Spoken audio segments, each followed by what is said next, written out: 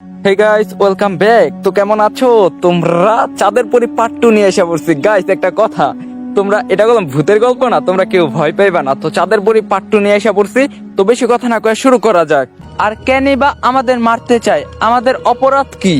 কথা বললো অপরাধী মরে না, তারা তো বুক ফুলিয়ে পৃথিবীর মাটিতে ঘুরে বেড়াচ্ছে। মরে তো শুধু সাধারণ আর নির্দোষ মানুষগুলো। এই জন্যই কোনো এক মহামানব বলে বলে বলে গিয়েছিল, এমন একটা সময় আসবে যখন যে মারবে সে জানবে না কেন সে তাকে মারলো, আর যে মারা যাবে সে জানবে না কেন সে মরে গেল।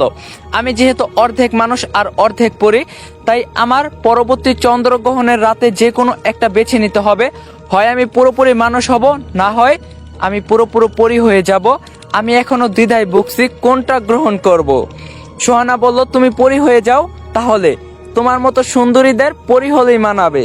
আমি সোহানার দিকে তাকিয়ে দাঁত কামড়ে বললাম, ভেন্ডি, বড় ভাইয়ের কপালে কেন লাথি মারতাছস? কথা মানুষ হলেই ভালো হবে। কথা হাসতে হাসতে ব্যাগ থেকে খাবার বের করলো। এবার খাবার হাতে নেওয়ার আগে আশেপাশে পিছনে সামনে ভালো করে তাকিয়ে নিলাম, অন্য কোনো কথা আবার এসে বলবে নাকি খেও না। তখন কথা বলল, আর ভয় নেই, এবার খেতে পারো। আসলে এমন কেউ আছে যে চায় না আমি এই অর্ধেক জীবন থেকে মুক্তি পাই। সে সব সময় আমাদের বাধা দেওয়ার চেষ্টা করবে। আমি খাবার খেতে খেতে বললাম, সে কে? আর আপনার সাথে আমাদের ভাই বোনদের কি সম্পর্ক? আপনারা মানুষ বা পরি হওয়ার জন্য আমরা দায়ী নাকি? আমাদেরকে কেন মারতে চান? সুহানা বলল, ভাইয়া এটা কেমন কথা? তুই না কথাকে পছন্দ করস, ওর জন্য না হয় তুই দুই একবার নিজের জীবন দিলি, তাতে আর এমন কি? কথা মিটি হাসছে এটা শুনে। আমি বললাম, আরে ভেন্ডি, জীবন দুই একবার কেমনে দেয়? আর কে বলছে আমি ওনাকে পছন্দ করি? আমি তো শুধু সোহানা বলল, আমি তো শুধু কি ভাইয়া? আমি বললাম, চুপ থাক। আর আপনি বলেন, কি রহস্য লুকিয়ে রেখেছেন? কি হচ্ছে আমাদের সাথে? এরই মাঝে জুজু দৌড়ে চলে গেল রাস্তার দিকে। সোহানা খাবার মুখে নেই, উঠে জুজুর পিছনে গেল। জুজু দাঁড়া, কোথায় যাচ্ছিস? জুজু দাঁড়া বলছি। সোহানা চলে গেল। এবার কথা বলল, ইয়াস, তোমাকে একটা কথা বলি। তুমি তো তোমার ভীষণে দেখতে পেয়েছো, সোহানার জন্মের সময় তোমার মা মারা গিয়েছে। এখন নিশ্চয়ই তোমার মনে অনেক প্রশ্ন, তোমার মাকে নিয়ে। তখন আমি বললাম, হ্যাঁ, মা যদি সেদিন মারাই যায়, তাহলে সোহানার 5 বছর বয়স অবধি কে ছিল আমাদের সাথে? আর বাবার মৃত্যুর পরে সে কোথায় হারিয়ে গেল? তখন কথা বলো, তোমার মায়ের একজন যমজ বোন ছিল, তার নাম ছিল সামিয়া। তোমার মায়ের মৃত্যুর পর সামিয়া ছিল তোমাদের মা সেজে। তোমার বাবা শুধু এটাই জানতো, আর কেউ জানতো না। তাই তোমার বাবার মৃত্যুর পর সে চলে যায় এবং তোমার কাকারা অপবাদ দেয় সে অন্য কারো সঙ্গে চলে গিয়েছে। আমি অবাক হয়ে বললাম, যদি তাই হয় তাহলে সে চলে কেন গেল? সে তো ইচ্ছা করলে আমাদের সাথে সারা জীবন থাকতে পারতো। তখন কথা বলল, না, সেটা তার জন্য সম্ভব ছিল না, কারণ তার চুক্তি ছিল তোমার বাবার মৃত্যুর পর্যন্ত থাকা। তবুও সে তোমাদের সাথে থাকতে চেয়েছিল চুক্তি ভঙ্গ করে, আর সেটা তার জন্য কাল হয়ে দাঁড়ায়। সামিয়ারও একটা সংসার ছিল, তবে তার কোনো সন্তান ছিল না। সে তোমাদের 2 ভাই বোনকে নিজের সন্তানের মতো লালন পালন করছিল। চুক্তি ভঙ্গ করে তোমাদের সাথে থাকার ব্যাপারে যখন তার স্বামী জানতে পারে, তখন তার উপর অনেক অত্যাচার করা হয়, অনেক মারধর করা হয়। তুমি নিশ্চয় শুনেছো, ওই চাঁদের পরীর বাড়িতে কোনো মহিলার আত্মার চিৎকার। সেটা তোমারই সামিয়া আন্টির চিৎকার ছিল। ওই বাড়িটা ছিল তোমার সামিয়া আন্টির বাড়ি। তাকে ওই বাড়িতে অত্যাচার করে নৃশংসভাবে হত্যা করা হয়। আমি অবাক হয়ে চোখ বড় করে বললাম, তার মানে তুমি? কথা বলো, হ্যাঁ, আমি তোমার সামিয়া আন্টির মেয়ে, আর আমার বাবাই ছিল সেই জিন রাজকুমার যার গল্প সোহানাকে ছোটবেলায় শোনানো হতো। তখন আমি বললাম, তার মানে জিন রাজকুমার যেই মানব মেয়ের প্রেমে পড়ছিল সে ছিল সামিয়া আন্টি? তাহলে সে জিন রাজকুমার সামিয়া আন্টিকে মারলো কেন? আর কিসের চুক্তি হয়েছিল সেই দিন? কথা কিছু বলতে যাবে তখন রাস্তার ওপাশ থেকে সোহানা ডাক দিল, ভাইয়া, জুজুকে পেয়েছি। ও একটা ইঁদুরের পিছনে ছুটে এদিকে চলে এসেছিল। এই বলে সোহানা জুজুকে কোলে নিয়ে রাস্তার ওপাশ থেকে আসছিল। আমি কথার দিকে তাকিয়ে বললাম, সোহানাকে এসব বিষয়ে কিছু বলো না, সোহানা এখন এসব নিতে পারবে না। তখনই এক বিকট শব্দ হলো। আমি চমকে গিয়ে রাস্তার দিকে তাকিয়ে দেখলাম সোহানা হাওয়ায় উড়ছে। আমি চিৎকার করে উঠে দৌড় দিলাম, সোহানা। সোহানা উড়ে গিয়ে খাম্বার সাথে বাড়ি খেয়ে নিচে পড়ে গেল। আমি আমার পুরো শক্তি দিয়ে দৌড়ে সোহানার কাছে গিয়ে দেখলাম ওর রক্তাক্ত শরীরটা কাঁপছে। না করতে করতে সোহানার মাথা কোলে নিয়ে বললাম, কিছু হবে না তোর। সোহানা চোখ খোল, কিছু হয়নি। কথা, অ্যাম্বুলেন্স খবর দাও, ওকে হাসপাতালে নিয়ে যেতে হবে। কথা মুহূর্তে একটা অ্যাম্বুলেন্স খবর দিয়ে নিয়ে এলো। তাড়াতাড়ি করে সোহানাকে হাসপাতালে নিয়ে গেলাম। নিজেকে আর কন্ট্রোলে রাখতে পারছি না। সোহানা চোখ খুলছে না কেন। ইমার্জেন্সিতে নিয়ে সোহানার চিকিৎসা করতে লাগলো ডাক্তার। আমি আর কথা বাইরে বসে আছি। আমার চোখ থেকে অঝরে পানি পড়ছে। কথা আমার কাঁধে হাত রেখে বলল, সোহানা সুস্থ হয়ে যাবে, নিজেকে শান্ত রাখো। আমি বললাম, কিভাবে শান্ত রাখবো নিজেকে? ওর কিছু হয়ে গেলে আমি বাঁচবো না। কথা, এই পৃথিবীতে ও ছাড়া আমার আর কেউ নেই। আমি ছাড়া কেউ নেই। আমি আমার বোনকে হারাতে পারবো না। কিছুক্ষণ পর ডাক্তার বের হয়ে আসলো ইমার্জেন্সি থেকে। আমি দৌড়ে গিয়ে ডাক্তারকে জিজ্ঞাসা করলাম, স্যার কি হয়েছে? আমার বোন ভালো হয়ে যাবে তো নাকি? ডাক্তার মন খারাপ করে আমার কাঁধে হাত রেখে বলল, অ্যাক্সিডেন্টে ওর মাথা প্রচন্ড ভাবে আঘাত পেয়েছে। ব্রেনের এক পাশে সম্পূর্ণ ড্যামেজ হয়ে গিয়েছে। I am sorry. ওর হাতে আর কিছুক্ষণ সময় আছে। তোমাকে দেখতে চেয়েছে, যাও শেষবারের মতো ওর সাথে দেখা করে নাও। এই বলে ডাক্তার চলে গেল। আমি ঠায় দাঁড়িয়ে রইলাম। ডাক্তার এটা কি বলে গেল? আমার বোন বাঁচবে না মানে? না, আমি এটা বিশ্বাস করি না। আমার পুরো শরীর অবশ হয়ে আসছে। আমি পুরো শক্তিহীন হয়ে যাচ্ছি। ফ্লোরে পড়ে যেতে লাগলে কথা এসে আমাকে ধরে শান্ত করে বলল, আমরা মরণশীল, জন্ম নিলেই মরতে হবে। নিজেকে শান্ত করো, যাও সোহানার সাথে দেখা করো, ও শেষবারের মতো তোমাকে দেখতে চায়। আমি উঠে ধীরে ধীরে ভাঙা পায়ে এগিয়ে গেলাম ইমার্জেন্সির দিকে। দরজা খুলে ভিতরে ঢুকলে দেখলাম আমার বোনটাকে অক্সিজেন মাস্ক পরিয়ে রাখা হয়েছে। পাশেই সিটে স্ক্যান মেশিন, সোহানার শেষ নিঃশ্বাসগুলো গণনা করা হচ্ছে। মাথার ব্যান্ডেজ থেকে চুয়ে রক্ত বের হচ্ছে। আমি নিজেকে শান্ত রাখতে চাইলেও চোখ শান্ত থাকছে না।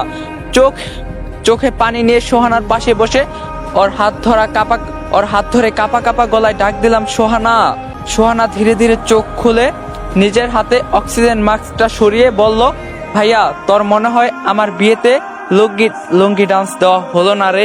আমি বললাম, কে বলছে? সব হবে, দেখিস, তোর কিছু হবে না। ডাক্তার বলছে তুই খুব তাড়াতাড়ি সুস্থ হয়ে যাবে।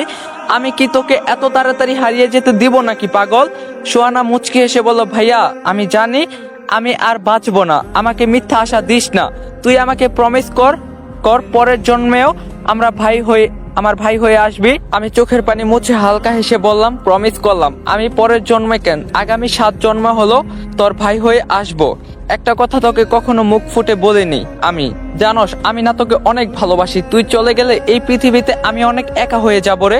প্লিজ যাস না। আমি তোকে আর কখনো ভেন্ডি বলে খেপাবো না, আর কখনো তোর সাথে রাগ করবো না। তুই যা বলবি আমি তাই শুনবো, তবুও থেকে যা আমার সাথে। সোহানা চোখের পানি ছেড়ে দিয়ে বলল, এক আকাশ পরিমাণ স্বপ্ন ছিল তোর সাথে সারা জীবন থেকে যাওয়ার। আমাদের স্বপ্নগুলো আদ্রাই থেকে গেল ভাইয়া। অনেক জ্বালিয়েছি তোকে, পারলে মাফ করে দিস এই বোনটাকে। আর কখনো হয়তো বলবো না। ইয়াস, আমাকে ভেন্ডি বলবি না। আমি হাউমাউ করে কেঁদে উঠলাম। সোহানা আমার চোখের পানি মুছে দিয়ে বলল, বলছিলাম না আমি চলে গেলে একটুও কাঁদবি না? আমার ভাইয়াটার মুখে হাসিটাই মানায়।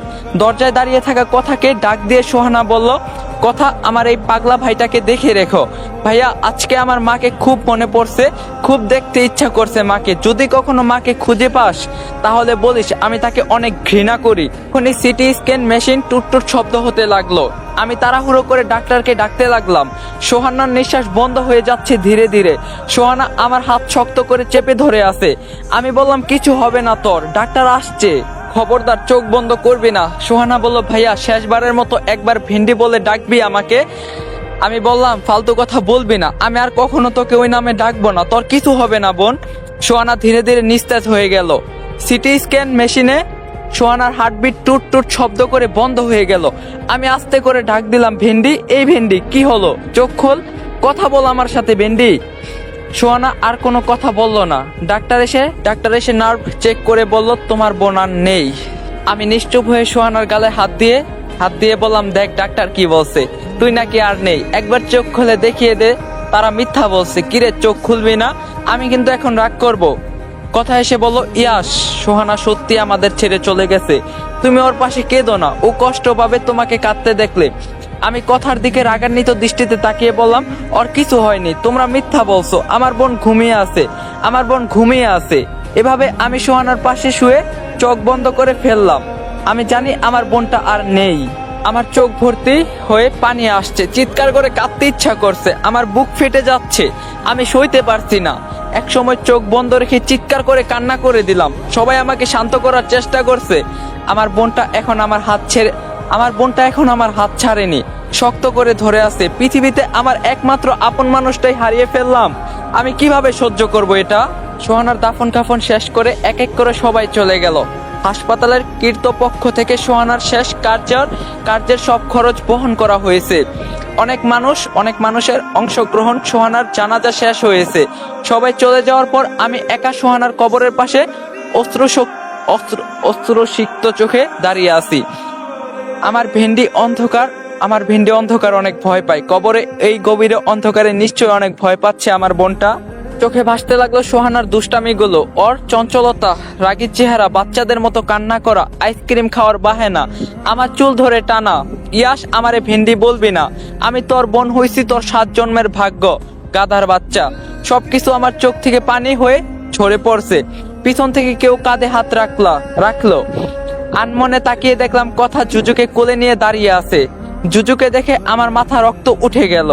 কথার কাছ থেকে জুজুকে নিয়ে ছুঁড়ে ফেলে দিয়ে বললাম, তোর জন্য সোহানা মারা গেছে, আর কোনোদিন আমার সামনে আসবি না, তাহলে তোকে আমি মেরে ফেলবো। কথা আমাকে শান্ত করে বলল, কি বলছো এসব? জুজু একটা অবুঝ প্রাণী, ওর কোনো দোষ নেই। আমি বললাম, তুমি চুপ করো, আমার কষ্ট আমি ছাড়া আর কেউ বুঝবে না, ওর জন্য আমার বোন মারা গেছে। ও কেন মারলো না, ও কেন মরলো না, ওকে আমি মেরে ফেলবো। কথা আমাকে ধরে বলল, চলো এখান থেকে, জুজুকে ওর মতোই ছেড়ে দাও, ওকে মেরে তুমি অপরাধী হইও না। জুজু ইয়াসকে এত রাগান্বিত কখনো দেখেনি।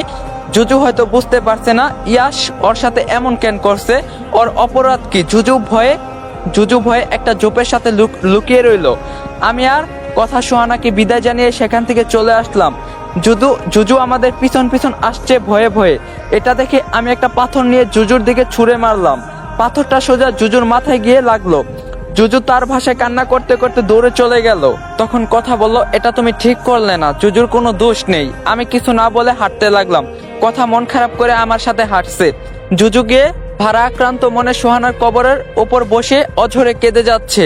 পাথর লাগার ফলে জুজুর মাথা ফেটে রক্ত বের হচ্ছে। এই অবুঝ প্রাণীটা হয়তো বুঝতে পারছে না ইয়াস কেন এমন করলো, কিন্তু সোহানাকে যে এখানে শুয়ে রাখা হয়েছে সেটা জুজু দেখছে। তাই সোহানার কবরের উপর কাঁদতে কাঁদতে চোখ ভিজিয়ে ফেললো জুজু। আমি আর কথা চাঁদের পরীর বাড়ির সামনে দাঁড়িয়ে আছি। কথা বলল, তুমি যদি চাও এখান থেকে ফিরে যেতে পারো, আমি তোমাকে আর কখনো দেখা দিব না, আর আমার জন্য কেউ তোমাকে বিরক্তও করবে না। আমি একটু হেসে বললাম, তার মানে তুমিও সোহানার মতো আমাকে ছেড়ে চলে যেতে চাচ্ছ? কথা বলল, না না, আমি এটা বলতে চাইনি, তোমার মনের অবস্থা ভালো না, তাই তোমাকে এসব ঝামেলায় জড়াতে চাইনি। আমি বললাম, কি করতে হবে বলো। আমি চাই না সোহানার মতো তুমিও হারিয়ে যাও। আমার বোনকে আমি বাঁচাতে পারিনি, কিন্তু তোমাকে তো বাঁচাতে পারি চন্দ্রগ্রহণের আগে। কথা বললো, তাহলে চলো আমার সাথে। এই বলে চাঁদের পরীতে প্রবেশ করলাম আমরা। কথা বললো, রাজা দুইজন রাক্ষসকে পাঠিয়েছিল সামিয়া মানে আমার মাকে মারার জন্য। তারা এখনো এই বাড়িতে বন্দী হয়ে আছে, তাই প্রস্তুত থেকো সব সময়। রাক্ষসগুলো একজন পুরুষ আর একজন মহিলা। পুরুষ রাক্ষসটা সব সময় একটা কালো ছায়ার মতো হয়ে থাকে, আর মহিলা রাক্ষসটা সাদা কাপড় পরে থাকে। আমি বললাম, ওরা এই বাড়িতে বন্দী হলো কিভাবে? ওরা তো এসেছিল সামিয়া আন্টিকে মারার জন্য। কথা বলল, রাজা যখন ওদেরকে পাঠিয়েছিল তখন আমি মায়ের গর্ভে ছিলাম, কিন্তু আমি অন্য সব বাচ্চার চেয়ে আলাদা, কারণ আমার বাবা জিন আর মা মানুষ ছিল। আমি গর্ভে থাকতেই মাকে বিভিন্ন বিপদের অসন্নি সংকটে দিতাম, আর মাকে বলে দিতাম কি করতে হবে। রাক্ষসটা যখন এসেছিল আমি মাকে বলছিলাম একটা রুমের ভিতর লবণ ছিটিয়ে রাখতে এবং ভেতরে কাটা দরজায় ছিটিয়ে রাখতে। মা আমার কথা মতো সেগুলো করলে রাক্ষসরা সবার প্রথমে ভেতরে কাটার সাথে আঘাত পায় এবং লবণের স্পর্শে তারা ভুলে যায় এখানে কি করার জন্য এসেছিল, আর সেই থেকেই তারা এখানেই আছে। আমি বললাম, তাহলে তোমার মা কিভাবে মারা গেল, আর আমাদের লালন পালন করার জন্য তোমার মা কিসের চুক্তি করছিল? তখন কথা বলল, চলো সব জানতে পারবে। এই বলে আমরা চাঁদের পরীর দোতলায় উঠছিলাম সিঁড়ি বেয়ে। তখন নিচের তালা ফ্রিজের ভিতর থেকে একটা শব্দ আসলো। আমি বললাম এটা কি ছিল? কথা বলল জানি না, চলো গিয়ে দেখে আসি ফ্রিজ নিয়ে কে দুষ্টামি করতেছে। আমি ধীরে ধীরে ফ্রিজের কাছে এগিয়ে গেলাম। একটু দূর থেকে উকি মেরে দেখলাম সেই দুইটা লোক ফ্রিজ থেকে কাঁচা মাংস বের করে খাচ্ছে। কথা ডাক দিয়ে বলল, আপনাদেরকে না বলছি আমি বাসায় থাকলে নিজেদের কখনো দৃশ্যমান করবেন না, তবুও কেন এখানে বসে এসব করছেন? তাদের মাঝে একজন ভিত খুঁটে একটা হাসি দিয়ে আমার দিকে তেড়ে আসতে লাগলো। এটা দেখে কথা প্রচন্ড রেগে তাকে ধরে কাপড়ের মতো এপাশ ওপাশ আছড়িয়ে ছুঁড়ে ফেলে দিল ফ্রিজের কাছে। এটা দেখে দ্বিতীয় লোকটা বলল, মাফ করে দেন মনিব, আমরা আর আপনার সামনে দৃশ্যমান হব না। এটা বলে তারা দুজনেই হাওয়ায় মিলিয়ে গেল। কথা বলল, এই দুইজন অনেকদিন আগে এখানে চুরি করতে এসেছিল, আমি মেরে তাদেরকে এখানেই বন্দি করে রেখে দিয়েছি। মাঝে মাঝে এমন বিরক্ত করে, তাই ধোলাই করা জরুরি। তখনই পিছনের দেওয়াল টাঙিয়ে রাখা বড় ঘড়ি টুং করে একটা ঘন্টা বাজলো। কথা বলল, আমাকে এখন যেতে হবে ইয়াস, দাদুর সাথে কথা বলতে হবে। আমি একটু অবাক হয়ে বললাম, এই দাদু আবার কে? কথা বলল, একজন বুজুর্গ জিন। মা মারা যাওয়ার পর আমি তার কাছেই বড় হয়েছি, উনি আমার অভিভাবক। তখন আমি বললাম, ও আচ্ছা, তাহলে আমি কি করব? আর তুমি কখন ফিরে আসবে আবার? কথা বললো, খুব তাড়াতাড়ি ফিরে আসবো। এই সময়টা তুমি গিয়ে দেখে আসো সেই দিন সুহানার জন্মের পর আর কি কি হয়েছিল। এই বলে তাড়াতাড়ি করে সিঁড়ি বেয়ে দোতলায় উঠতে লাগলো কথা। আমিও ওর পিছন করে দোতলায় উঠে গেলাম। কথা গিয়ে সেই মিশরি কফিনে শুয়ে পড়লো আর বলল, খুব তাড়াতাড়ি দেখা হচ্ছে। এই বলে চোখ বন্ধ করে ফেললো। আমি দেখলাম কথার শরীর থেকে অদ্ভুত এক ধরনের রোশনি বের হচ্ছে। তারপর নিজেই কফিনের ঢাকনাটা বন্ধ হয়ে গেল। একে আমরা দেখতে পাই চাঁদের পরীর বাইরে এসে জুজু রক্তাক্ত মাথায় বসে আছে। জুজু জানে ইয়াস এখানে আছে, কিন্তু ভিতরে যাওয়ার সাহস পাচ্ছে না। প্রচন্ড ক্ষুধায় জুজুর পেট লেগে গিয়েছে একদম। জুজু ভালো করে দাঁড়াতেও পারছে না। জুজুর শরীর অনেক খারাপ। পাশ দিয়ে একটা লোক যাওয়ার সময় জুজুকে এই অবস্থায় দেখে কিছু খাবার দিয়ে যায় জুজুর সামনে। জুজু খাবারে মুখ লাগাতে গিয়ে থেমে গিয়ে কিছু একটা ভেবে খাবারের প্যাকেটটা মুখে নিয়ে চাঁদের পরীর ভিতর প্রবেশ করলো। জুজু হয়তো ভাবছে ইয়াস কিছু খায়নি, ইয়াসেরও হয়তো খিদে পেয়েছে। জুজু হাঁটতে পারছিল না ভালোভাবে, কেঁপে কেঁপে পড়ে যাচ্ছিল। কথা চলে যাওয়ার পর আমি মন খারাপ করে বসে আছি সেখানে। হঠাৎ পিছন থেকে কেউ বলল, তুইও মরে যা। আমি চমকে গিয়ে পিছনে তাকিয়ে দেখলাম একটা কালো ছায়া দাঁড়িয়ে আছে। এটাই হয়তো সেই রাক্ষস এখানে বন্দি থাকা। আমি বললাম, আমিও মরে যাব মানে? ছায়াটা ভয়ঙ্কর একটা হাসি দিয়ে বলল, তোর একমাত্র বোন মারা গেল, তুই কিছুই করতে পারলি না। আসলে তোরা মানুষটা অনেক দুর্বল। আমাদেরকে দেখ, 1000 বছর ধরে বেঁচে আছি, আমাদের কোনো মৃত্যু নেই। আমি একটু হেসে বললাম, 1000 বছর ধরে বেঁচে থেকে কি ছিঁড়েছিস? যেই উদ্দেশ্যে তোকে এখানে পাঠানো হয়েছিল সেটাই তো ভুলে গিয়েছিস। এটা শুনে ছায়াটা চিৎকার করে বলল, তুই সামান্য মানুষ হয়ে আমাকে অপমান করছিস? তোকেও তোর বোনের কাছে পাঠানোর ব্যবস্থা করছি। চাঁদের পরী তো নেই, তোকে কে বাঁচাবে এখন? এই বলে কালো ছায়াটা আস্তে আস্তে একটা অবয়বের রূপ নিল। ভয়ঙ্কর এক চেহারা নিয়ে আমার দিকে এগিয়ে আসতে লাগলো অদ্ভুত শব্দ করে। আমি কি করব না করব বুঝে ওঠার আগে কোথা থেকে যেন জুজু লাফিয়ে এসে আমার সামনে দাঁড়ালো এবং রাগান্বিত হয়ে পিঠ উঁচু করে ম্যাও ম্যাও করে ডাকতে লাগলো। হয়তো জুজুর ভাষায় ও বলছে, খবরদার ইয়াসের দিকে এক পাও এগুবি না। এটা দেখে কালো অবয়বটা ভয়ে সেখান থেকে অদৃশ্য হয়ে গেল। এ থেকে বোঝা গেল রাক্ষসটা বিড়াল ভয় পায়। আমি চুপ করে দাঁড়িয়ে আছি। খেয়াল করলাম জুজুর মাথা ফেটে সেখানে রক্ত শুকিয়ে গেছে। আমার মনে পড়লো পাথর মেরেছিলাম ওর দিকে। জুজু অনেক দুর্বল। আমার চোখে পানিতে টলমল করছে। জুজু মুখ করে নিয়ে আসা খাবারের প্যাকেটটা ভয়ে ভয়ে আমার সামনে এনে রাখলো। ও ভাবছে আমি আবার ওকে মারবো, কিন্তু আমি এবার আর সহ্য করতে পারলাম না। কান্না করে দিয়ে জুজুকে কোলে নিয়ে বললাম, আমাকে মাফ করে দে। আমার ভেন্ডির মৃত্যুতে আমি পাগল হয়ে গিয়েছিলাম। তোকে আঘাত করছি আমি, আর তুই কিনা আহত শরীর নিয়েও আমার বিপদে ঝাঁপিয়ে পড়লি। আমার জন্য খাবার নিয়ে আসলি। আমাকে মাফ করে দে জুজু। জুজু খুশি হয়ে আমার গাল চাটতে লাগলো। বুঝলাম ওর মনে আমার জন্য একটুও রাগ নেই। কত সহজেই ও সব ভুলে আমাকে মাফ করে দিল। আমরা মানুষরা কেন এটা পারি না? আমরা রাগ পুষে রেখে ভিতর থেকে ধ্বংস হয়ে যাই। আমরা সহজে কাউকে ক্ষমা করতে পারি না। আমি নিজের গেঞ্জি খুলে সেটা ভিজিয়ে জুজুর মাথায় রক্তগুলো পরিষ্কার করে দিয়ে সেখানে একটা কাপড় বেঁধে দিলাম। তারপর জুজুর সামনে খাবার দিলে সে শুকে আবার মুখ ফিরিয়ে নিল। আমি বুঝতে পারলাম, তাই খাবার থেকে কিছুটা আমি খেলাম। তারপর জুজুর সামনে দিলে সেও খেয়ে নিল। খাওয়া শেষে বললাম, জুজু তুই এখানে অপেক্ষা কর, আমাকে আমার শৈশবে ফিরে যেতে হবে। কি হয়েছিল সেদিন সেটা দেখতে হবে। এই বলে কথার কফিনের কাছে গিয়ে সেটা সেটা হালকা ফাঁকা করতে সেদিনের মতো রং রং বেরঙের কয়েকটা প্রজাপতি বেরিয়ে এলো। একটা প্রজাপতি এসে আমার হাতে বসতেই আমি অন্য এক জগতে চলে গেলাম। ছোট্ট সোহানাকে কোলে নিয়ে বাবা গিয়ে মায়ের নিথর দেহটার পাশে বসে পড়লো। বাবা অনেক কান্না করছিল। যে নার্স এসেছিল সোহানাকে পৃথিবীতে আনতে, সে এসে বাবার কাঁধে হাত দিয়ে তাকে সান্ত্বনা দিচ্ছে। আমি দূরে দাঁড়িয়ে এগুলো দেখে আর সহ্য করতে পারছিলাম না। ছোট্ট সোহানাকে দেখে আমার বুক ফেটে কান্না আসছিল। ছোট্ট আমি মায়ের মাথার কাছে বসে আছি, তখন আমিও বুঝি না মৃত্যু কাকে বলে। বাবাকে কাঁদতে দেখে আমিও কাঁদছিলাম, তবে এটা তখন বুঝতাম না আমার মা আর কখনো ফিরে আসবে না। বাবা সেই নার্সকে বলল, আপা আপনার কাছে একটা অনুরোধ, এই মৃত্যুর কথা আপনি কাউকে জানাবেন না, কেউ যাতে না জানে ইয়াসের মা মারা গিয়েছে। নার্স একটু অবাক হয়ে বলল, কেন ভাইজান, মৃত্যুর খবর না জানালে ভাবিকে দাফন কাফন কিভাবে করবেন? বাবা বলল, সেটা আমি বুঝে নিব আপা, আপনার কাছে অনুরোধ, এটা কাউকে বলবেন না। নার্স বলল, ঠিক আছে ভাইজান, আমি কাউকে বলবো না, এখন তাহলে আমি আসি।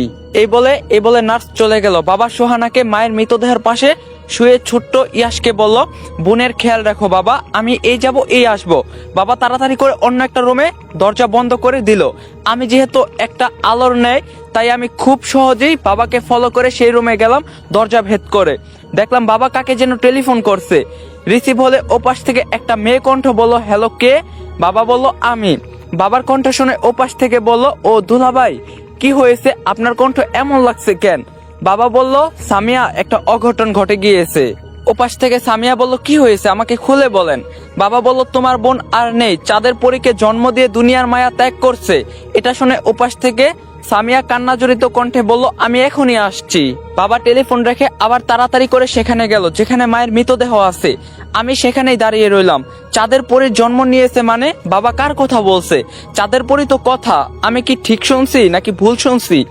এদিকে আমরা দেখতে পাই কথা সেই বৃদ্ধ লোকের সাথে ফুল বাগানে বসে আছে।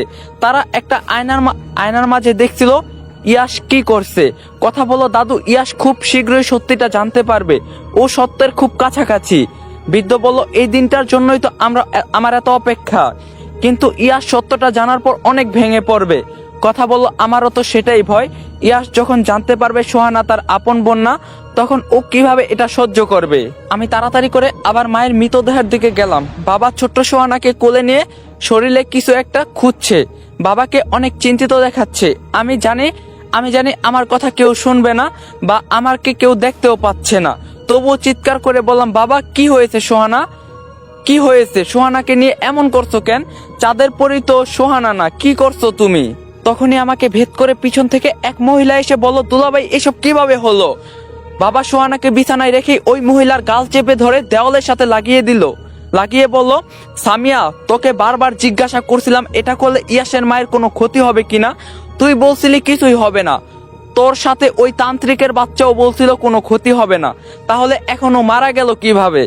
মহিলাটা একদম আমার মায়ের মতো দেখতে, তার মানে এটাই সেই মায়ের যমজ বোন সামিয়া। কিন্তু সে কি এমন করছে যে বাবা তার উপর রাগান্বিত? সামিয়া কোন রকম বাবার হাত থেকে নিজেকে ছাড়িয়ে বলল, বিশ্বাস করেন দুলা ভাই, এমনটা হওয়ার কথা ছিল না। আমি নিজেও বুঝতে পারছি না এটা কিভাবে হলো, তান্ত্রিকও তো বলছিল কিছুই হবে না। সামিয়া কান্না করতে করতে আমার মায়ের মরদেহর পাশে বসে পড়লো আর বলতে লাগলো, আমাকে ক্ষমা করে দিস বোন, আমি বুঝতে পারিনি এমনটা হয়ে যাবে। ছোট্ট আমি বাবাকে রাগান্বিত দেখে ভয়ে রুমের এক কোণায় বসে আছি। আমি বুঝতে পারছিলাম না সামিয়া আন্টি কেন কান্না করছে, বাবা কেন রাগান্বিত। সামিয়া আন্টি সোহানাকে কোলে নিয়ে জিজ্ঞাসা করলো, চিহ্নটা কি পেয়েছেন? বাবা শান্ত হয়ে বলল, না। কোথায় চিহ্ন? কোনো চিহ্ন নেই বাচ্চার শরীরে। এটা শুনে সামিয়া আন্টি অনেক চিন্তিত হয়ে গেল। তারপর নিজেই কিছু একটা খুঁজতে লাগলো সোহানার শরীর উল্টে পাল্টে। আমি চিৎকার করে বললাম, সোহানা ব্যথা পাবে, ওর সাথে এমন করছেন কেন?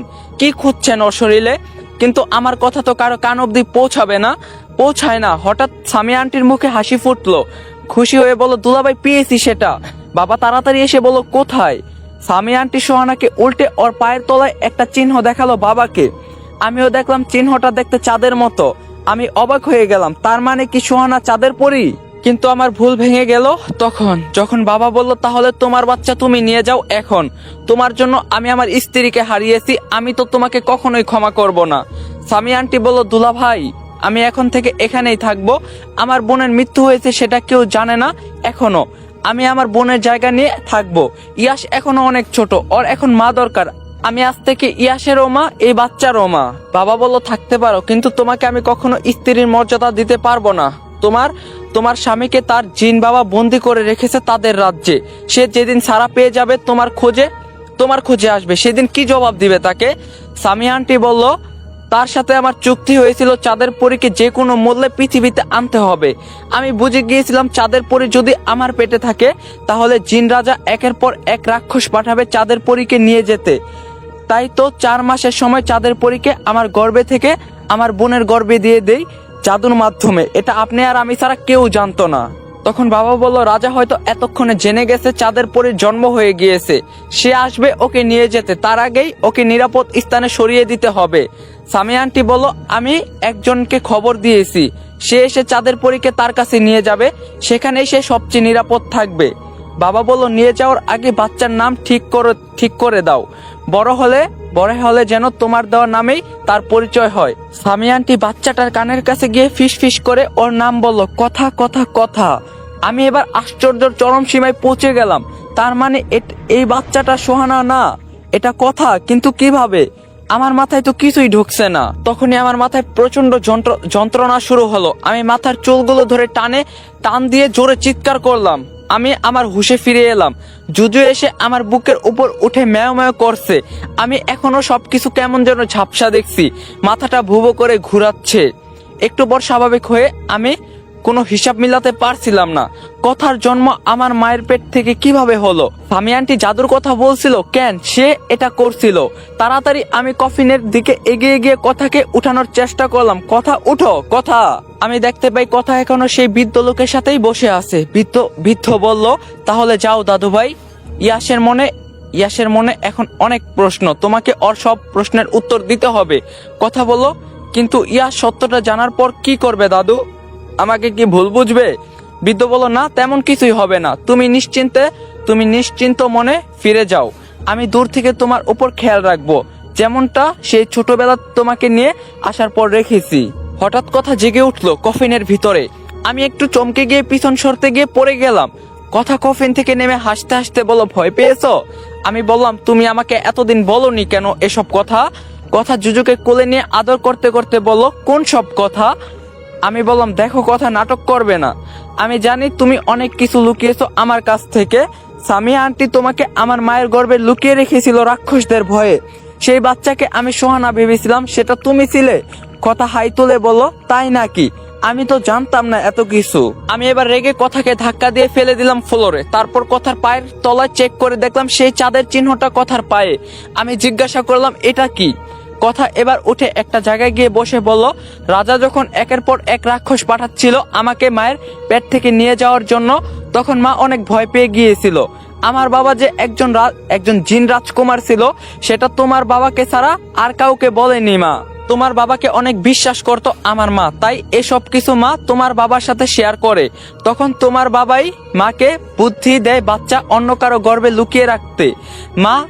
মা প্রথমে রাজি না হলেও পরে আমার কথা চিন্তা করে রাজি হয়ে যায়।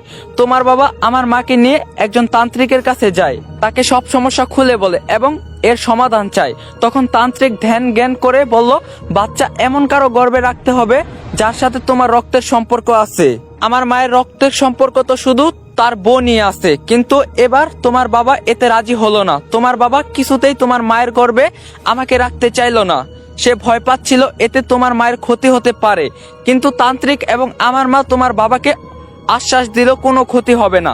বাচ্চা জন্মের পর সে সম্পূর্ণ সুস্থ হয়ে থাকবে, এর কোনো প্রভাব তার উপর পড়বে না। অনেক বোঝানোর পর তোমার বাবা রাজি হয়ে যায়। তান্ত্রিকের কথা মতো তোমার বাবা গিয়ে গোপনে তোমার মায়ের ব্যবহার করা একটা জামা আর কিছু চুল নিয়ে আসে। তান্ত্রিক জাদুক্রম করে অবশেষে আমার মায়ের গর্ভ থেকে আমাকে তোমার মায়ের গর্ভে চালান করে দেয়। তোমার মা এ ব্যাপারে কিছুই জানতো না। সকালে ঘুম থেকে উঠে দেখে তার পেট অনেক বড় হয়ে গিয়েছে। সে প্রচুর ভয় পেয়ে যায়। তোমার বাবাকে তাড়াতাড়ি এটা দেখালে তোমার বাবা বলল, আমরা তো আবার মা বাবা হতে যাচ্ছি। তোমার মা বলল, কিন্তু এক রাতের মাঝে আমার পেট কিভাবে এত বড় হয়ে গেল বুঝতে পারছি না। তোমার বাবা মজা করে বলল, হরলিক্স মনে হয় তোমার পেটে উৎপাদন হচ্ছে, তাই বাচ্চা এত তাড়াতাড়ি বড় হয়ে গেছে। তোমার মা একটু লজ্জা পেয়ে বলল, ধুৎ, কি যে বলো না তুমি। এই বলে চলে গেল। তোমার বাবার মুখটা তখন মলিন হয়ে গেল। সে বারবার ভাবছিল এর ফলে তার স্ত্রীর কোনো ক্ষতি হবে না তো। আর সেটাই হলো, তোমার মা আমাকে জন্ম দেওয়ার সময় মারা গেল। কথা একদম সবকিছু বলে চুপ করে বসে রইল। আমি সব শুনে হতভম্ব হয়ে গেলাম। এটাও কি সম্ভব? কথাকে এক গর্ভ থেকে অন্য গর্ভে চালান করা হয়েছে। বাবা আর সামিয়া আন্টির উপর অনেক রাগ হতে লাগলো আমার। তারা কেন এটা করতে গেল? কথা এসে বলল, আমি জানি তুমি আমার উপর রাগ করছো। আমার জন্য তোমার মা মারা গিয়েছে সেই দিন। তুমি যেভাবে আমাকে প্রায়শ্চিত্ত করতে বলবে আমি সেভাবেই করব। আমি কিছু না বলে জুজুকে কোলে নিয়ে চাঁদের পরি থেকে বের হয়ে গেলাম। কথা আমার পিছন পিছন আসতে লাগলো। তবে কি মনে করে যেন আবার কথা চাঁদের পরির ভিতর প্রবেশ করলো। আমি দেখতে পাই কথা বাড়িতে থাকা দুইটা রাক্ষস এবং সেই দুই চোরের আত্মাকে ডাক দিল। তারা প্রথমে কোনো সাড়া দিল না। কথা আবার ডাক দিল তাদের। আমি জানি তোমরা আশেপাশে আছো, বের হয়ে আসো বলছি, কিছু কথা বলবো। এটা শুনে তারা কথার সামনে দৃশ্যমান হলো। কথা বলো, তোমরা আজ থেকে মুক্ত, যেখানে খুশি যেতে পারো। কিন্তু যদি আবার কোনো খারাপ কাজে নিজেদের শক্তি ব্যবহার করো তাহলে আমাকে আবার দেখতে পাবে। রাক্ষস দুইজন কথার সামনে হাঁটু গেড়ে বসে বলল, সত্যি আমরা মুক্ত? আমরা আমাদের রাজ্যে ফিরে যেতে পারি? কথা বলো, হ্যাঁ তোমরা ফিরে যেতে পারো। আমি খুব শীঘ্রই আসছি তোমাদের রাজ্যে। নিজের বাবাকে ছাড়িয়ে নিতে রাজাকে গিয়ে এটা জানিয়ে দিও। এই বলে কথা সেখান থেকে বের হয়ে গেল ইয়াসের পিছনে। আমি জুজুকে নিয়ে আনমনে হাঁটছি। কথা পিছন থেকে ডেকে বলল, ইয়াস আমার কি দোষ বলো? আমি তো আর বলিনি তোমার মাকে মেরে ফেলার জন্য। ওটা একটা অনাকাঙ্ক্ষিত ঘটনা ছিল। আমি বললাম, হয়েছে তো, এখন আমার কাছে তুমি কি চাও? চলে যাও এখান থেকে, আমাকে আমার মতো ছেড়ে দাও। কথা বলল, আমাকে কি চন্দ্রগ্রহণের আগে বাঁচাবে না? এবার আমি থেমে গেলাম। কথার কাছে গিয়ে দেখলাম ওর চেহারায় একরাশ হতাশা। কথা আমার বুকের ডান পাশে হাত দিয়ে বলল, তোমার এই হৃদয় সম্পাদন হতে চাই, তুমি কি আমাকে ফিরিয়ে দিবে? আমি কি বলবো বুঝতে পারছি না। আমি কথার গালে হাত দিয়ে বললাম, কি করতে হবে আমাকে? কথা হাসি দিয়ে বলল, আমাকে বিয়ে। আমি অবাক হয়ে কিছু বলতে যাব, তার আগে আমার মাথায় অন্য একটা চিন্তা ভর করে বসলো। সেদিন কথার জন্মের সময় যদি মা মারা যায় তাহলে সোহানা কিভাবে আসলো? কথা আমার চেহারার ভঙ্গি দেখেই বুঝে ফেললো আমি কি চিন্তা করছি। কথা আমার হাত ধরে বলল, সোহানা তোমার আপন বোন ছিল না ইয়াস। আমি যেন আকাশ থেকে পড়লাম। কথা এটা কি বললো? সোহানা আমার আপন বোন না মানে? আমি বললাম, কথা তোমার মাথা ঠিক আছে? কি বলছো সেটা তুমি জানো? কথা বলল, আমি জানি কি বলছি, আর এটা সবচেয়ে বড় সত্য, সোহানা তোমার আপন বোন না। এই বলে সোহানা আমার মাথায় চাপ দিয়ে ধরলো। কিছু বুঝে ওঠার আগে আমার শরীর বিদ্যুতের শক্তের মতো ঝাটকা মারলো। আমি চলে গেলাম অন্য এক জগতে। মা ছোট্ট আমাকে কিছু একটা লেখা শেখাচ্ছে হাত ধরে। আমি কান্না করছিলাম, বাবা কখন আসবে? মা বলছিল এসে যাবে, তুমি এটা লেখো। তোমার বাবা এসে দেখলে অনেক খুশি হবে। আমি দূর থেকে একটু কাছে গিয়ে দেখলাম ছোট্ট আমাকে মা বাবা শব্দটা লিখতে শিখাচ্ছে। আমি মায়ের হাত ঘুরিয়ে সেটা লিখে ফেললাম। কিছুক্ষণ পর বাবা আসলো বাইরে থেকে। ছোট্ট আমি বাবা লেখা কাগজটা নিয়ে বাবার দিকে দৌড়ে গেলাম। বাবা কাগজটা দেখে অনেক খুশি হয়ে ছোট্ট আমিকে কোলে নিয়ে চুমু খেলো। তারপর একটা চকলেট হাতে দিয়ে বলল, বাইরে গিয়ে বাচ্চাদের সাথে খেলা করো যাও। ছোট্ট আমি খুশি মনে দৌড়ে চলে গেলাম বাইরে। তখন মা এগিয়ে এলো বাবার দিকে, এসে বলল, কি ব্যাপার দুলাভাই, আপনাকে এত চিন্তিত দেখাচ্ছে কেন? আমি এটা শুনে অবাক হয়ে গেলাম। তার মানে এটা আমার মা না, এটা সামিয়া আন্টি? এরকম দেখতে হওয়াতে আমি বুঝতে পারিনি। বাবা বলল, সামিয়া, তোমার বোনের আত্মা যেভাবে আমাদের টর্চার শুরু করছে তাতে মনে হয় না আমরা বেশি দিন বাঁচবো। গতকাল রাতে সে আমাকে ওয়াশরুমে আয়নার মাঝে টেনে নিয়ে যেতে চাচ্ছিল। অনেক কষ্টে আমি নিজেকে ছাড়িয়েছি। সামিয়া আন্টি ভয় ভয় চেহারায় বলল, দুলাভাই আমাকে অনেকভাবে ভয় দেখাচ্ছে। সকালে নাস্তার টেবিলে আমি খাবার দেখি না, সব দেখি ময়লা আবর্জনা। রান্নার সময় গরম হাঁড়ি পাতিল চুলা থেকে আমার দিকে ছুঁড়ে মারে অদৃশ্য কেউ। আমি বুঝতে পারি এটা আমার বোনের আত্মা। আমরা তো ওর সাথে অন্যায় করছি, তাই ও আমাদের ছাড়বে না। বাবা বলল, কথা ভালো আছে তো? ওর খোঁজ নিয়েছো? সামিয়া আন্টি বলল, হ্যাঁ কথা ঠিক আছে। আমার স্বামীর খুব কাছের একজন বুজুর্গ জিন, সে তার কাছেই কথা সবচেয়ে নিরাপদ। সে কথাকে রক্ষা করবে যে কোনো মূল্যে। বাবা বলল, তাহলে কথাকে নিয়ে আমরা নিশ্চিন্ত। এখন তোমার বোনের আত্মা থেকে কিভাবে মুক্তি পেতে পারি? আমরা তো এটা ইচ্ছা করে করিনি, এটা একটা দুর্ঘটনা ছিল। তখনই ঘরের আসবাবপত্রগুলো প্রচন্ড রকমে কাঁপতে লাগলো। দেওয়াল থেকে ছবির ফ্রেমগুলো ফ্লোরে পরে ভেঙে চুরমার হয়ে গেল। সামিয়া আন্টি সিলিং এ থাকা ফ্যানের নিচে দাঁড়িয়েছিল। ওপর থেকে ফ্যানটা ধাপাস করে ছিঁড়ে সামিয়া আন্টির মাথায় পড়তে নিলে বাবা দৌড়ে গিয়ে আন্টিকে নিয়ে দূরে সরে গেল। তারপর চিৎকার করে বলল, বন্ধ করে এসব, আমরা তোমার মৃত্যুর জন্য দায়ী না, ওটা একটা অনাকাঙ্ক্ষিত ঘটনা ছিল, আমরা নিজেরাও অনেক কষ্ট পেয়েছি তোমার মৃত্যুতে। এতে করে অদৃশ্য কেউ একজন গড়গড় করে শব্দ করে বলল, আমি কাউকে ছাড়বো না, যারা আমার সন্তান থেকে আমাকে আলাদা করছে তাদেরকে আমি মেরে ফেলবো। বাবা আর সামিয়া আন্টি ভয়ে কোনো রকম দৌড়ে বাসা থেকে বের হয়ে গেল। আমি এখনো সেখানে দাঁড়িয়ে এসব দেখছিলাম। আমার মা মৃত্যুর পর তার প্রতিশোধ নিতে ফিরে এসেছে। যদিও আমার কথা কেউ শুনবে না, তবুও কান্না জড়িত কণ্ঠে ডাক দিলাম, মা মা। ভীত কণ্ঠে ডাক দিলাম, মা। পিছন থেকে আমার কাঁধে কারো ঠান্ডা হাত অনুভব করলাম। আমি চমকে গিয়ে পিছনে তাকিয়ে দেখলাম মা একটা সাদা আলোর মতো অবয়ব সেখানে দাঁড়িয়ে আছে। আমি মাকে দেখে আবেগে আপ্লুপ্ত হয়ে জিজ্ঞাসা করলাম, মা তুমি আমাকে দেখতে পাচ্ছ? মা আমার গালে হাত দিয়ে হাসি মুখে বলল, হ্যাঁ দেখতে পাচ্ছি। আমার সেই ছোট্ট ইয়াস এখন কত বড় হয়ে গেছে। আমি কাঁদতে কাঁদতে মাকে জড়িয়ে ধরে বললাম, আমাকে ক্ষমা করে দাও মা, আমি সারা জীবন তোমাকে ভুল বুঝে এসেছি, কখনো সত্যিটা জানার চেষ্টা করিনি। আমি তোমাকে সারা জীবন ঘৃণা করে স্মরণ করছি, আমি বুঝতে পারিনি, জানতেও পারিনি। মা আমাকে শান্ত করে বলল, আমি জানি তুমি কিভাবে জীবনের এই পর্যন্ত পার করে এসেছো, আমাকে ক্ষমা করে দিও বাবা, আমি তোমার সাথে থাকতে পারিনি, ওরা আমাকে সবকিছু থেকে বঞ্চিত করছে, তাই আমি ওদেরকে মারার জন্যই ফিরে এসেছি। আমি খুব শান্ত গলায় বললাম, মা তুমি ফিরে যাও, তুমি যদি আজকে ওদেরকে মেরে ফেলো তাহলে ভবিষ্যতে অনেক বড় একটা পরিবর্তন এসে যাবে। সোহানা কিভাবে এলো এটা আমি কখনোই জানতে পারবো না। এটা শুনে মা প্রচন্ড রাগান্বিত হয়ে বলল, ভবিষ্যতে সবকিছু পরিবর্তন হয়ে গেল, আমি ওদেরকে ছাড়বো না, তুমি আমাকে বাধা দিলে আমি তোমাকেও মেরে ফেলবো। এই বলে মা আমার মাথায় অনেক জোরে চেপে ধরলো। আমি ব্যথায় কাতরাতে লাগলাম, আমার মস্তিষ্ক দুমড়ে মুচড়ে যাচ্ছে।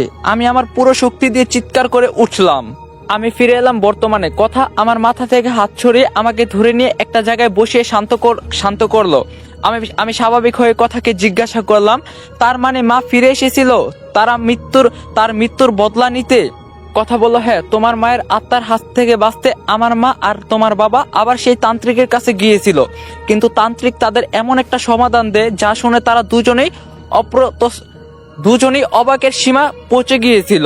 আমি কৌতূহল নিয়ে বললাম, কি সমাধান দিয়েছিল তান্ত্রিক? কথা বলল, তান্ত্রিক বলছিল তোমার মায়ের আত্মা থেকে মুক্তি পাওয়ার একটাই পথ খোলা আছে, সেটা হলো শারীরিক মিলন। মানে তোমার বাবা আর আমার মায়ের শারীরিক মিলন হলেই এই আত্মা তার উদ্দেশ্য ভুলে তার জগতে ফিরে যাবে। আমি অবাক হয়ে বললাম, কি বলছো এসব? এটা কেমন সমাধান ছিল? বাবা নিশ্চয়ই এটা করতে রাজি হয়নি। তখন কথা বললো, শুধু তোমার বাবা না, আমার মাও এটা করতে রাজি হয়নি। তারা তান্ত্রিকের উপর রাগ করে সেখান থেকে চলে আসে। পথে তারা দুজন একে অপরের দিকে তাকাতেও পারছিল না লজ্জায়। তারপর বাড়িতে এসে সেদিন রাতে ঘটলো এক ভয়ঙ্কর ঘটনা। তোমার মায়ের আত্মা সবচেয়ে ভয়ঙ্কর রূপে আক্রমণ করে তাদের দুজনের উপর। তোমার বাবা ছোট্ট তোমাকে নিয়ে রাতে ঘুমিয়েছিল, আমার মা ছিল অন্য এক রুমে। হঠাৎ তোমার বাবার দরজায় কেউ জোরে জোরে টোকা মারলো। তোমার বাবার ঘুম ভেঙে গেল। যখনই খাট থেকে নেমে দরজা খুলতে যাবে তখন খেয়াল করলো খাটে ফ্লোর নেই, বরং হাওয়ায় ভাসছে। এতে সে প্রচুর ভয় পেয়ে গেল। তোমার বাবা চিৎকার করে বলল, ইয়াস ভয় পাবে, এগুলো বন্ধ করো দয়া করে। তখনই খাট উপর থেকে ধাপাস করে নিচে পড়ে গেল। তোমার বাবা তাড়াতাড়ি ছোট্ট ইয়াসকে কোলে নিয়ে দরজা খুলে বাইরে গিয়ে দেখলো ডাইনিং টেবিলের চেয়ারে কেউ একজন বসে আছে। তোমার বাবা ভাবলো এটা সামিয়া, মানে আমার মা, তাই ডাক দিয়ে বলল, সামিয়া। ওপাশ থেকে কোনো জবাব এলো না, তাই সেদিকে এগিয়ে গিয়ে আস্তে আস্তে তার কাঁধে হাত রাখতে যাবে, তখনই পিছন থেকে আমার মা বলল, দুলাভাই এত রাতে বাইরে কি করছেন, ঘুমাননি? তোমার বাবা চমকে গিয়ে তাকিয়ে দেখে সামিয়া দাঁড়িয়ে আছে। তাহলে সামনে কে? সাথে সাথে সামনে তাকিয়ে দেখে সেখানে কেউ নেই। হঠাৎ আমার মা মানে সামিয়া রুমের দরজার ভিতর থেকে বাড়ি দিতে লাগলো আর বলতে লাগলো, দুলাভাই কেউ বাইরে থেকে দরজা লাগিয়ে দিয়েছে, দরজা খোলেন। তোমার বাবা আবার চমকে গিয়ে পিছনে তাকিয়ে দেখে সেখানে দাঁড়িয়ে থাকা সামিয়া নেই। তোমার বাবা ভয়ে তাড়াতাড়ি তোমাকে একটা রুমে শুয়ে রেখে বাইরে থেকে দরজা বন্ধ করে দিল, কারণ সে জানতো এই আত্মা ছোট্ট ইয়াসের কোনো ক্ষতি করবে না। সে এসেছে তাদের দুজনকে মারতে। তোমারে শুয়েই তোমার বাবা গেল আমার মায়ের রুমে। দরজা খুলতেই আমার মা ভয়ে তোমার বাবাকে জড়িয়ে ধরে। এতে করে তোমার মায়ের আত্মা আরো বেশি রাগান্বিত হয়ে যায়। ঘরের বিভিন্ন জিনিস আপনা আপনি ছুঁড়ে আসতে লাগলো তাদের দিকে। এবার তারা দুজনে সিদ্ধান্ত নিল তান্ত্রিকের বলা কথা মেনে নিবে, যদিও মনের মাঝে সংকোচ কাজ করছিল, কিন্তু শেষ পর্যন্ত তারা সেট করে নেয় যা করলে এই আত্মা থেকে মুক্তি পাওয়া যাবে। এই পর্যন্ত বলে কথা থেমে গেল। নিচের দিকে মাথা দিয়ে কান্না করতে লাগলো। আমি স্তব্ধ হয়ে গেলাম এসব শুনে। আমার অতীতে এত কিছু ঘটে গেছে আমি নিজেও জানি না। কত সত্য এতদিনে চাপা পড়েছিল। আমি কথাকে জিজ্ঞাসা করলাম, তার মানে সোহানা আমার সৎ বোন, আর সোহানা তোমার মায়ের পেটের বোন?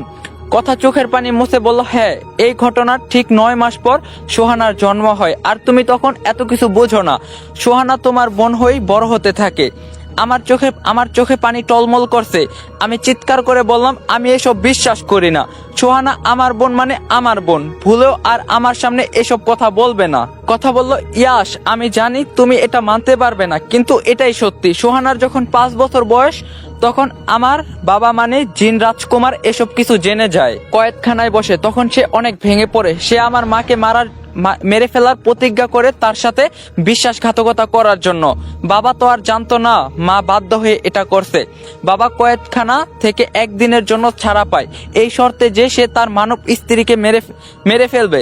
বাবা তো এটার জন্য প্রতিজ্ঞাবদ্ধ ছিল, তাই বাবা রাজি হয়ে যায় এই শর্তে। বাবা মুক্ত হয়ে ক্রোধে ছুটে যায় মাকে মারার জন্য। আর সেদিন মায়ের কোনো কথা না শুনেই বাবা নৃশংসভাবে আমার মাকে মেরে ফেলে। তোমার বাবা বাধা দিতে আসলে তাকেও মেরে ফেলে। তুমি আর সোহানা বাইরে খেলা করছিলে, তাই তোমরা সেদিন বেঁচে গিয়েছিলে আমার বাবার হাত থেকে। আমার মাকে মেরে তার লাশ নিয়ে জিন রাজ্যে ফিরে যায়। লাশ তার বাবা মানে জিন রাজার সামনে রেখে বলছে, আমি আমার প্রতিজ্ঞা পূরণ করছি রাজা। রাজা খুশি হয়ে বাবাকে মুক্তি দিতে চাইলে বাবা শর্ত রাখে, চাঁদের পরিমাণে তার মেয়েকে খোঁজ বন্ধ করতে হবে রাজাকে। চাঁদের পরীকে চিরতরে মুক্তি দিতে হবে। কিন্তু রাজা এতে প্রচন্ড ক্ষেপে যায়, কারণ রাজা কারো কাছে প্রতিজ্ঞাবদ্ধ ছিল চাঁদের পরীকে মারার জন্য। তাই রাজা আমার বাবার শর্ত মেনে না নিয়ে বাবাকে আবার বন্দি করে দেয়। আর এদিকে তোমার কাকারা খুঁজে পায় তাদের ভাইয়ের মৃতদেহ ঘরের ভিতর। যেহেতু আমার মা মানে তোমার কাকারা জানতো না এটা তোমার মায়ের যমজ বোন, তাই তারা তাকেই তোমার মা ভাবতো। তোমার বাবার মৃতদেহে পেয়ে তারা তোমার মায়ের কোনো খোঁজ না পেয়ে অপবাদ ছড়িয়ে দিল তোমার মা তোমার বাবাকে মেরে অন্য কারোর সাথে পালিয়ে গিয়েছে। তারপরের ঘটনা তো তুমি জানোই। আমি চুপচাপ দাঁড়িয়ে এগুলো শুনছিলাম, নিজের কানকে বিশ্বাস হচ্ছিল না। আমি রাগান্বিত স্বরে জিজ্ঞাসা করলাম, তুমি তো এসব হওয়ার সময় সেখানে ছিলে না, তাহলে তুমি এত কিছু কিভাবে জানো? কথা একটু হেসে বলল, ইয়াশ, আমি তোমার মতো কোনো সাধারণ মানুষ না। আমার মাঝে এমন কিছু আছে যা তোমার মাঝে নেই। আমি অতীত বর্তমান ভবিষ্যৎ সব জায়গায় বিচরণ করতে পারি। জিন রাজা এই জন্যই আমাকে হুমকি মনে করে, আমাকে মারার জন্য উৎপেতে বসে আছে। এই বলে কথা আপন মনে হাঁটতে হাঁটতে চলে যেতে লাগলো। আমি সেখানে ঠায় দাঁড়িয়ে আছি। এগুলো জানার পর ইচ্ছা করছে নিজেকে শেষ করে দেই। সোহানা আমার আপন বোন না হলেও ও আমার কলিজা। ওর জন্য আমার ভালোবাসা আগে যেমন ছিল এখনো তেমনই আছে, ভবিষ্যতে থাকবে। সোহানা এসব জানার আগে চলে গিয়েছে, ভালো হয়েছে। এসব শুনলে ও নিজেকে শান্ত রাখতে পারতো না, ও পাগল হয়ে যেত। উপরওয়ালা আমাদের কাছ থেকে যখন অনেক প্রিয় কিছু কেড়ে নেয়, তখন আপাতত মস্তিষ্কে সেটা খারাপ মনে হলেও পরে গিয়ে বুঝতে পারি ওনার সিদ্ধান্ত কখনো ভুল ছিল না, আর কখনো ভুল হবেও না। তাই সৃষ্টিকর্তার সিদ্ধান্ত কখনো ভুল ধরতে নেই। আমি দৌড়ে গেলাম কথার কাছে, কথার পাশাপাশি হাঁটছি। কথার মুখে কোনো কথা নেই। নীরবতা ভেঙে আমি বললাম, এখন কি করবে, কোথায় যাচ্ছ? কথা বলো, বাবাকে ছাড়িয়ে আনতে যাচ্ছি। তুমি তোমার রাস্তায় যেতে পারো, আমি আর কখনো তোমাকে বিরক্ত করব না। তখন আমি বললাম, আমি চাই। এখন কথা বললো, কি চাও? আমি বললাম, বিরক্ত হতে। কথা একটু হেসে বলল, তাহলে অপেক্ষা করো আমার জন্য, আমি বাবাকে নিয়েই ফিরবো। আমি কথাকে জিজ্ঞাসা করলাম, কতদিন অপেক্ষা করতে হবে আমাকে? কথা আমার মাথার এলোমেলো চুলগুলো ঠিক করে দিয়ে বলল, অপেক্ষার কোনো নির্দিষ্ট সময় হয় না ইয়াশ, এমনও হতে পারে সারা জীবন অপেক্ষা করতে হবে আমার জন্য। আমি বললাম, সারা জীবন অপেক্ষা করব আমি তোমার জন্য?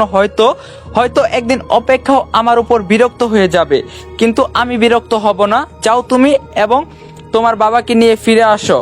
কথা অশ্রুসিক্ত চোখে আমার দিকে কিছুক্ষণ তাকিয়ে রইল। কথা তো জানে সে আর কখনো ফিরে আসবে না। কথা জুজুকে কোলে নিয়ে আদর করে বলল, ইয়াসের খেয়াল রেখো জুজু। জুজুরও চোখে পানি, কারণ জুজু জানে কথা আর ফিরে আসবে না। প্রাণীরাও মানুষের চোখ দেখে মন বুঝতে পারে, আর আমরা নিজের সর্বোচ্চ দিয়েও কাউকে ভালোবাসলেও মানুষের মন পাই না। তখন কথা বলল, আমি যেদিন ফিরে আসবো সেদিন আকাশের চাঁদটা সম্পূর্ণ লাল রং ধারণ করবে, পাখিরা গান গাইবে, দূর আকাশ থেকে তারা খসে পড়বে, হঠাৎ কোনো সংকেত ছাড়াই বৃষ্টি শুরু হয়ে যাবে। ইয়াস বলল, আমি অপেক্ষা করব সেই দিনটার জন্য। কথা মিষ্টি করে হাসি দিয়ে বিদায় জানিয়ে চলে গেল, ধোঁয়ার মতো রোশনি ছড়িয়ে। আমি তাকিয়ে রইলাম কথার চলে যাওয়ার দিকে। আমি জানি কথার সাথে আমার মিল সম্ভব না, কারণ কোনো না কোনো ভাবে কথা আমার বোনের পর্যায়ে পড়ে। আমাদের বাবা মায়ের ভুলের জন্য আজ আমরা এমন পরিস্থিতিতে এসে পড়ছি। জুজুর মাথায় হাত বুলাতে গিয়ে দেখলাম ক্ষত স্থান থেকে রক্ত বের হচ্ছে। আমি আর দেরি না করে দৌড়ে জুজুকে নিয়ে হাসপাতালে চলে গেলাম। কথা জিন রাজ্যে পৌঁছানোর সাথে সাথে রাজার প্রহরীরা তাকে বন্দি করে ফেললো। প্রহরীরা কথাকে নিয়ে গেল রাজার দরবারে, রাজার কাছে। রাজা কথাকে দেখে বলল, স্বাগতম চাঁদের পরী, অবশেষে তাহলে ধরা পড়লে, অনেক হয়রানি করছো আমাকে। কথা একটু হেসে বলল, আমি যদি নিজ থেকে ধরা না দিতাম তাহলে আপনার এসব চেলাপেলার বাপের ক্ষমতা ছিল না আমাকে খুঁজে বের করার। রাজা রেগে গিয়ে বলল, ভুলে যাস না তুই এখন রাজার সামনে দাঁড়িয়ে আছিস। আমি চাইলে তোকে টুকরো টুকরো করে রাক্ষসদের খাইয়ে দিতে পারি। কথা বলল, এতদিন যেহেতু পারেননি এখনো পারবেন না, আর আমি এখানে নিচ থেকে এসেছি কেন সেটা জানতে চাইবেন না? রাজা হাসতে হাসতে সিংহাসন থেকে উঠে এসে কথার সামনে দাঁড়িয়ে বলল, আমার নাতনি তার বাবাকে ছাড়িয়ে নিতে এসেছে, সেটা আমি আবার কিভাবে না জানি? কথা বলল, তাহলে ছেড়ে দেন আমার বাবাকে, বিনিময়ে আপনি যা চাইবেন তাই হবে। আমি কোনো প্রতিরোধ করতে এখানে আসিনি, আমি সম্পূর্ণভাবে আপনার কাছে আত্মসমর্পণ করতে এসেছি। রাজা বলল, তুই এটা অবশ্যই জানোস আমি কি চাই। এই চন্দ্রগ্রহণের আগে যদি তোকে মারতে না পারি তাহলে জিন রাজ্যের অর্ধেক প্রাণ ঝরে পড়বে তোর পায়ের তলায় থাকা ওই চাঁদের চিহ্নর প্রভাবে, আর আমি রাজা হয়ে এটা কখনোই হতে দিতে পারি না। কথা বলল, আমি জানি সেটা, আর আমিও চাই না আমার জন্য এতগুলো প্রাণ ঝরে যাক। তাই আমি নিজেকে আপনার কাছে ধরা দিয়েছি। মরার আগে আমাকে আমার বাবার সঙ্গে একবার দেখা করার সুযোগ দিন। রাজা কথার ওই আবদার পূরণ করলেন। রাজা বুঝতে পারলেন কথার মন অনেক পরিষ্কার। কথা নিজের জীবনের ব্যাপারে চিন্তা না করে এখানে চলে এসেছে অর্ধেক জিন জাতিকে বাঁচানোর জন্য। নিমেষেই কথার প্রতি রাজার সব রাগ এবং ঘৃণা ভালোবাসায় রূপান্বিত হয়ে গেল। রাজা এই প্রথম তার নাতিনকে জড়িয়ে ধরে কান্না করে বলল, তোমার বাবার একটা ভুলের জন্য আজকে না চাইতো তোমাকে মরতে হবে। আমি বারবার নিষেধ করছিলাম মানব মেয়ের সাথে কোনো সম্পর্কে না জড়াতে, এতে করে আমাদের রাজ্যের অনেক ক্ষতির সম্মুখীন হবে। কিন্তু আমার ছেলে আমার কোনো কথাই শোনেনি সেই দিন, তাই বাধ্য হয়ে তাকে বন্দি বানিয়ে নিয়েছিলাম। কিন্তু হতচ্ছাড়া তার কাজ আগেই করে দিয়েছে। আমি খবর পাই সেই মানব মেয়ে গর্ভবতী। আমি যা ভয় পাচ্ছিলাম তাই হলো। যেহেতু আমার ছেলের শরীরে রাজা বংশের রক্ত, তাই সে যদি কোনো মানুষের সাথে সম্পর্কে লিপ্ত হয় তাহলে তার সন্তান চাঁদের চিহ্ন নিয়ে জন্ম নেবে, সে হবে চাঁদের পরী। আর সেই চাঁদের পরী যদি কোনোভাবে চন্দ্রগ্রহণের পর্যন্ত বেঁচে থাকতে পারে তাহলে অর্ধেক জিন নিজেদের প্রাণ হারাবে তার প্রভাবে। কথা বলো, হ্যাঁ রাজা, সেটা আমি জানি, আর অনেক ভেবে চিন্তেই আমি এখানে এসেছি। আমিও চাই না আমার জন্য জিন রাজ্যের এত বড় ক্ষতি হয়ে যাক। রাজা বলল, আমাকে তুই রাজা ডাকিস না, দাদু বলে ডাক। আগামীকাল চন্দ্রগ্রহণ মনে আছে তো? তোর হাতে আজকের রাতটাই আছে, যা নিজের বাবার সাথে দেখা কর। এই বলে রাজা প্রহরীদের ইশারা দিল। প্রহরীরা কথাকে নিয়ে তার বাবার কাছে গেল। এদিকে আমরা দেখতে পাই ইয়াস জুজুকে নিয়ে হাসপাতালে গিয়েছে। ডাক্তার জুজুর পরীক্ষা নিরীক্ষা করে ভারাক্রান্ত মনে ইয়াসকে বলল, পশু পাখির মাঝেও একটা রোগ আছে যার নাম হিমোকোলন। এই রোগটা তখনই দেখা দেয় যখন কোনো কারণে পশু পাখি একটানা কয়েকদিন নির্ঘুম থাকে। জুজু কয়েকদিন যাবত 1 সেকেন্ডের জন্য ঘুমায়নি। কোনো এক কারণে, হয়তো ও কাউকে খুব মিস করে, তার জন্য কান্না করে। তার স্মৃতি জুজুকে ঘুমাতে দেয়নি, আর তাই জুজুর মাঝেও হিমোকোলন রোগটা বাসা বেঁধেছে। ইয়াস জুজুর দিকে অসহায় দৃষ্টিতে একবার তাকিয়ে অবাক হয়ে বলল, স্যার, গত কয়েকদিন আগে আমার বোন মারা গিয়েছিল দুর্ঘটনায়। জুজু আমার বোনকে অনেক ভালোবাসতো। হয়তো ওর স্মৃতি জুজুকে এমন ভাবে আঁকড়ে ধরছে যে ও ঘুমাতেও পারে না। এই রোগের কি কোনো প্রতিকার নেই স্যার? ডাক্তার ইয়াসকে সান্ত্বনা দিয়ে বলল, যদি থাকতো তাহলে আমি কখনো জুজুকে নিয়ে ভয় পেতাম না। আসলে এই প্রাণীগুলো একবার যদি কারো মায়ে আটকে যায় তাহলে তাকে ছাড়া কিছুই বোঝে না। ওরা মৃত্যু কি জিনিস সেটাও বোঝে না। কষ্ট হলে বলতে হচ্ছে যে জুজুর হাতে আর বেশি সময় নেই, ওকে নিয়ে যাও। ইয়াস পাগলের মতো বলতে লাগলো, না স্যার, আপনি এটা বলতে পারেন না। আমার বোনটা আমাকে ছেড়ে চলে গেছে, এখন জুজুও যদি আমাকে ছেড়ে চলে যায় তাহলে আমি সহ্য করতে পারবো না। স্যার, আপনি যা চান আমি তাই দিব, তবুও জুজুকে ভালো করে দিন। আমি আপনার কাছে হাত জোর করে অনুরোধ করছি। ডাক্তার বলল, সরি, আমার কাছে কোনো উপায় থাকলে আমি কখনো জুজুকে এভাবে হারাতে দিতাম না। আমি নিজেও একজন পশু প্রেমিক, আমারও কষ্ট হচ্ছে জুজুর জন্য। ইয়াশ চোখের পানি নিয়ে জুজুকে কোলে নিয়ে হাসপাতাল থেকে বেরিয়ে এলো। ইয়াশ এটা মানতে পারছে না জুজুও তাকে ছেড়ে চলে যাবে। জুজুর দিকে তাকিয়ে দেখলো ওর চোখেও পানি। হয়তো জুজু বুঝে গেছে ওর হাতে আর বেশি সময় নেই। ইয়াশ চোখে ভাসতে লাগলো জুজু আর সুহানার কাটানো মুহূর্তগুলো। জুজু সুহানার কতটা আপন ছিল সেই দৃশ্যটাও ভাসতে লাগলো। সেদিন সুহানার জন্য আইসক্রিম এনেছিল, কিন্তু সেটা গলে যাওয়ার পর জুজু সেই প্যাকেটটা মুখে নিয়ে ঢুকিয়ে আর বের করতে পারছিল না। ইয়াশ দোকানে গিয়ে একটা আইসক্রিম কিনে জুজুকে নিয়ে পার্কের বেঞ্চে বসে জুজুর সামনে দিয়ে বলল, জুজু তোর না আইসক্রিম অনেক পছন্দ, দেখ আমি তোর জন্য আইসক্রিম এনেছি, খেয়ে দেখতো লবণ হয়েছে কিনা। জুজু আইসক্রিম শুকে একবার ইয়াশের দিকে তাকিয়ে ভাঙা গলায় ম্যাও ম্যাও করলো। ইয়াশ একটু হেসে বলল, আজকেও তুই আমাকে ছাড়া খাবি না তাই না? তোর কেন বিশ্বাসী হস জুজু? কেন এত মায়া সৃষ্টি করে হারিয়ে যাস? একটু থেকে গেলে কি এমন হয়? আমি কি এতই খারাপ যে তোরা সবাই এক এক করে আমাকে ছেড়ে চলে যাচ্ছিস? তোকে একটা সত্যি কথা বলি আজকে, যদিও আমার কথা বুঝবি না তবুও বলি তোকে। আমি আর সোহানা যদি ছোটবেলায় এতিমখানা থেকে পালিয়ে আসছিলাম, সেদিন তুই তোর দুই ভাই আর মায়ের সাথে ঘুমিয়েছিলি। সোহানা তোকে দেখি বলল এটা ওর লাগবে। আমি তো আমার বোনের আবদার কখনো ফেলতে পারি না, তাই আমি তোকে তোর মা এবং ভাইদের কাছ থেকে চুরি করে নিয়ে আসি। আমি তোকে ছোটবেলায় তোর মায়ের আদর থেকে বঞ্চিত করছি, তোর ভাইদের কাছ থেকে দূরে সরিয়ে দিয়েছি। মা বাবা ছাড়া কারো জীবন কিভাবে কাটে সেটা আমার চেয়ে ভালো আর কেউ বলতে পারে না। জানিস জুজু, তুই ছাড়া আমরা অসম্পূর্ণ ছিলাম। তুই সোহানাকে এত ভালোবাসছ যে ওর কাছে যাওয়ার জন্য তাড়াহুড়া শুরু করে দিয়েছিস। আর কয়েকটা দিন আমার সাথে থেকে গেলে কি এমন হতো? আমি জানি কোথাও আর ফিরে আসবে না, ভেবেছিলাম অন্তত তুই থাকবি আমার সাথে। জুজু, আমি তোকে আঘাত করছিলাম তাই না? জানিস তোকে আঘাত করে আমি বেশি ব্যথা পেয়েছি।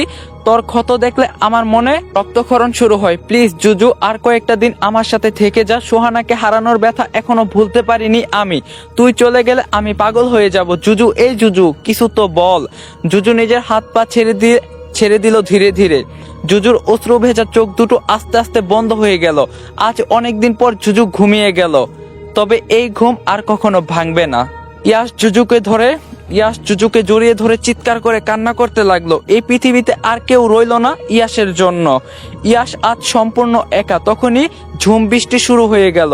ইয়াশের চোখের পানি বৃষ্টিতে ধুয়ে যাচ্ছে। ইয়াশ কাঁদতে কাঁদতে উপরের দিকে তাকিয়ে বিড়বিড় করে বলল, সৃষ্টিকর্তা তুমি আমার উপর এত খুশি যে আমার কাছ থেকে সবাইকে দূরে সরিয়ে দিয়েছো। তোমার উপর আমার কোনো অভিযোগ নেই, শুধু পরপারে আমার প্রিয় জিনিসগুলো আমাকে ফিরিয়ে দিও। এদিকে কথা তার বাবার সাথে দেখা করছে। বাবাকে নিজ চোখে জীবনের প্রথমবার দেখে কথা নিজেকে সামলে রাখতে পারলো না। বুক ভরা এক আর্তনাদে বাবাকে জড়িয়ে ধরে কান্নায় ভেঙে পড়লো। কথার বাবাও নিজের মেয়েকে সামনে থেকে দেখে খুশিতে আত্মহারা হয়ে গেল। কথার বাবা বলতে লাগলো, মা তুমি এখানে কেন এসেছো? ওরা তোমাকে মেরে ফেলবে, চলে যাও এখান থেকে।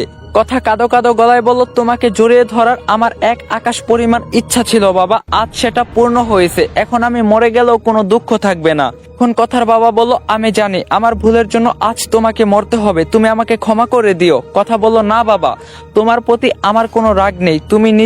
তুমি নিজের মুক্তি চাওনি, তার বদলে আমার নিরাপত্তা চেয়েছো রাজার কাছে। তুমি আমার সবচেয়ে ভালো বাবা, কিন্তু তুমি ভুল বুঝে মাকে মেরে ফেলছো। কথার বাবা একটু অভিমানের স্বরে বলল, তোমার মা আমার সাথে বেইমানি করছিল, তাকে মেরে আমি কোনো ভুল করিনি।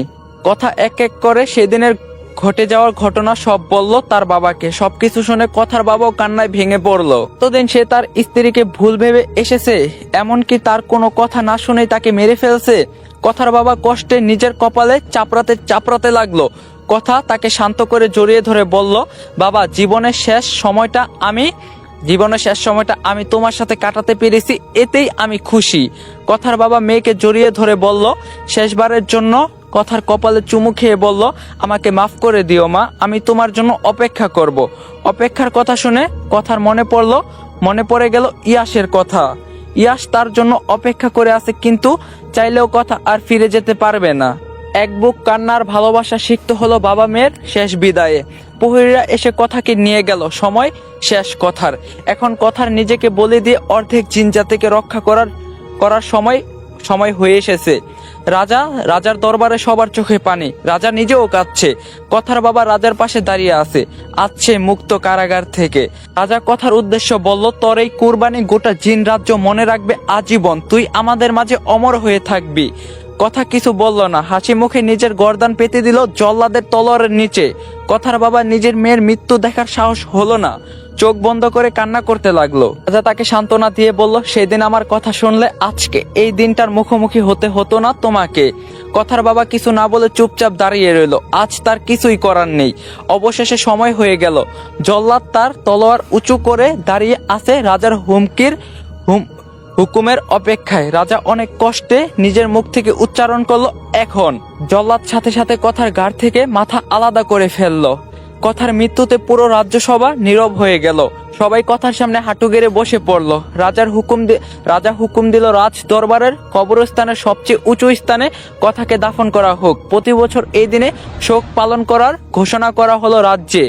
ওইদিকে ইয়াস জুজুকে দাফন করলো সোহানার কবরের পাশেই।